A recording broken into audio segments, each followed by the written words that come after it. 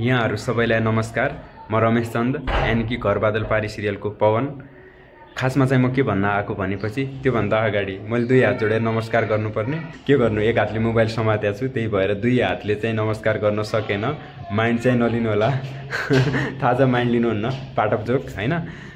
म खास के भन्न आएको भनेपछि हाम्रो घर बादल पारी सिरियल चाहिँ अहिले सुटिङ भएन। सुटिङ नहुनुको कारण के छ भनेपछि दसैँ मनाउन गएका हाम्रा सहकर्मीहरूले अलि बढी नै दसैँ मनाइदिनु भयो। त्यही भएर सुटिङ स्थलसम्म पुग्न असमर्थ हुनुभयो। बनाएको मतलब हाम्रो टिमको केही साथीहरू चाहिँ भर्खरै पुग्नुभयो हैन। अब भर्खरै सुटिङ सुरु गरेर भर्खरै एडिट गरेर भर्खरै पोस्ट गर्ने कुरा भएन हैन।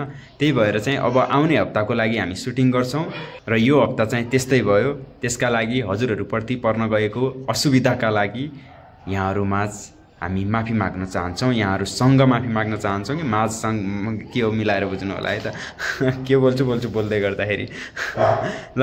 यदि हजुरहरूले सब्स्क्राइब गर्नुभएको छैन भने सब्स्क्राइब पनि गरिदिनु होला। हजुरहरू सिरियल हेर्नुहुन्छ सब्स्क्राइब गर्नुहुन्न क्या, सब्स्क्राइब पनि गरिदिनु होला। धन्यवाद।